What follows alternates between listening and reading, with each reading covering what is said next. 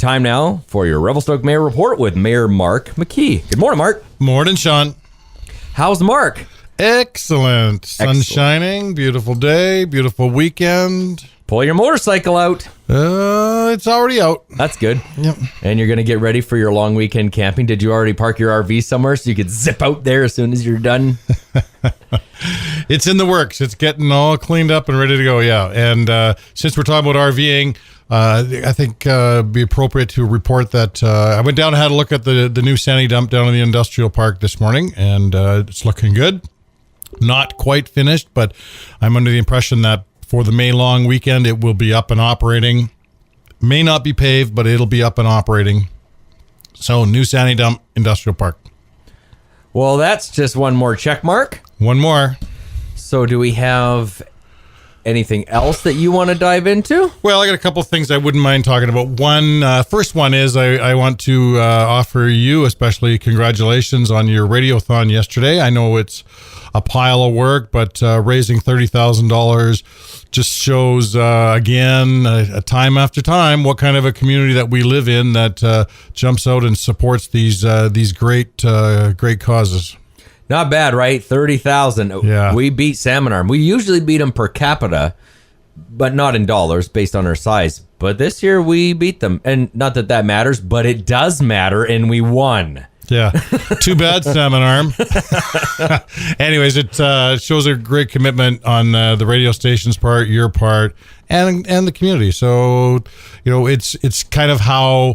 we're getting the skate park is going to start getting built the end of this month, the 1st of June.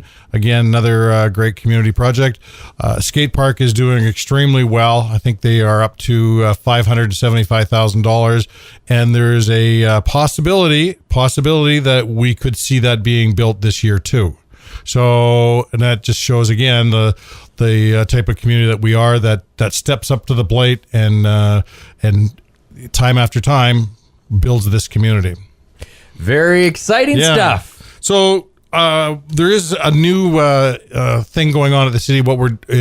Since we're talking about building up the community, we are starting an update to the development cost charge bylaw, and I think it's worthwhile to explain development cost charges, why they're there, how they work, and I'll try to be real short and simple on it, but it can be complex to a lot of people. But the bottom line is that you look at is that we need infrastructure for the community to grow: water, sewer, roads, things like that.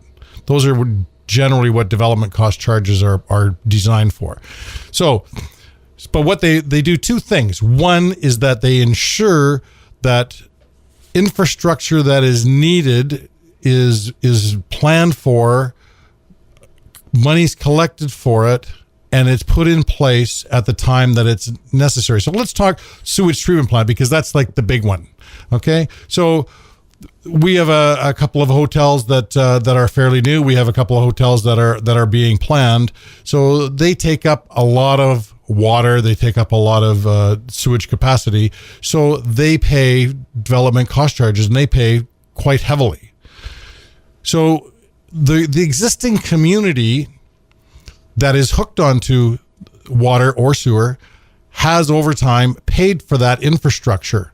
So the residents have to, they ask themselves, I've already paid for a water system and a sewer system. It works fine. Why am I paying for the next one? And it's a good question, and that's why development cost charges were designed, they were invented, why they're implemented, is that it takes the bulk of the onus of building this upgraded infrastructure off of the residents that have already paid for it and putting it where it should be. So when new development comes in, they require more capacity, and that capacity can only be created by expanding the system. So it's a good thing for existing taxpayers, and it's a good thing for new development that's coming in, because it takes the bulk of the responsibility of the cost off of the existing taxpayers because they've already paid. It adds the cost on to new development because they are demanding more capacity, and they should be paying. So that's a pretty simplified way of looking at it.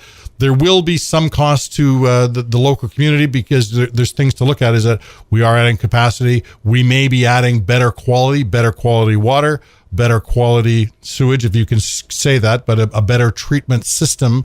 So there is a portion that is always attributable to all taxpayers, but new development pays the bulk of it. It's a council decision at the end of the day, but that's generally the way it goes. So, and I'm bringing it up now because we're starting this update to the development cost charge bylaw, and we're looking to inform the public more, get feedback, so they understand what's going on, what the future is holding, and there's an opportunity for residents and business community, of course, to let it be known what they think is acceptable.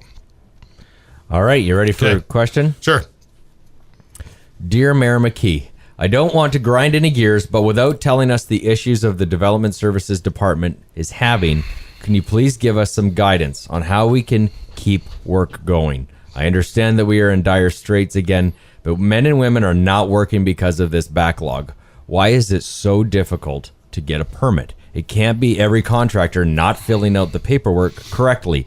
We are so far behind the 8 ball that some projects may never be addressed until the fall, and then it is way too late. What do we do?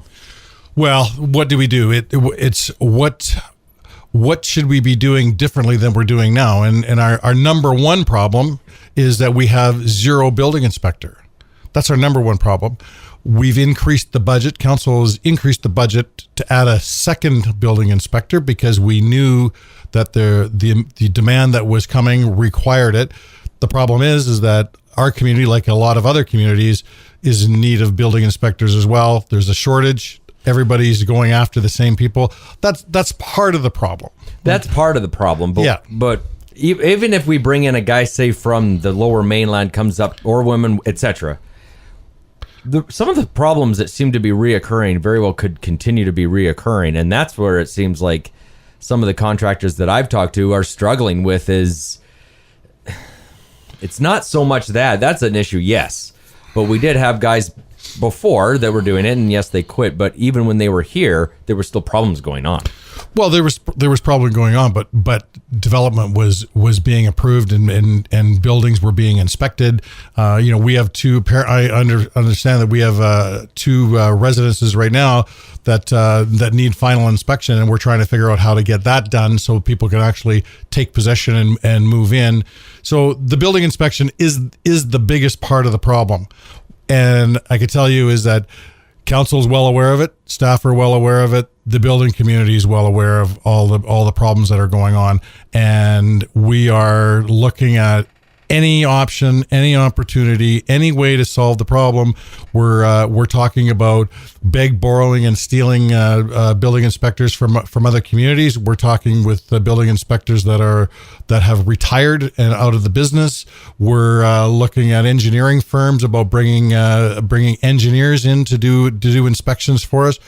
We're looking internally at ourselves and saying, okay, what can we do? I'll tell you what is not acceptable is that to go to the contractor and say, take off your tool belt, you're not working anymore. That's unacceptable. And that's what we don't want to see happening. And we're looking at any opportunity and option to get building permits approved, get them inspected, and get people moving on. So I don't know what else I can tell you. We're well aware of how serious this problem is. And, from time to time, I sit here and I tell you, this is our number one priority, whether it's the sewage lagoon turns or something happens. But I can tell you, you say, okay, what's number one today, Mark? Well, this is number one problem. This is number one issue. And this is the number one thing that we're concerned about. And everybody's scrambling, trying to come up with what the solution is going to be. It does have a pretty bad trickle-down effect for sure. All businesses somewhere along the line see it. This is not where we want to be. It's not very warm and welcoming, is it? Well, I've got another question here. This one's got a little bit of a jab to it, but you're pretty good at swinging and hitting them out of the park. Do you feel that we, as in, I suppose that means council, are in a bit of a tail wags the dog situation. Well, without having a little bit more context, it's real difficult to answer. But if we're talking about the whole planning and building department and what's going on, I think that there's some real strong consensus now, and has been for a while, that this is a major issue, and it's going to have to get resolved one way or another. And it is going to get resolved. It's not going to get resolved as fast as what I want, because it would be already resolved if it was as fast as what I wanted. So everybody's working together. Everybody's coming up with ideas. So if that's the context, I don't know if I totally agree with that, the tail wagging the dog, but because, we're in this mess together and we're trying to come up with solutions, and this is not just, I'll think about it on Wednesday. No, this is an everyday problem that we're trying to solve, and there's people that are working on it. I know council is very concerned about it and weighing in with all kinds of options and ideas, and staff are looking. This is an everyday issue that we're trying to get resolved. All right, you're off the hook, Mark. Thanks, Sean.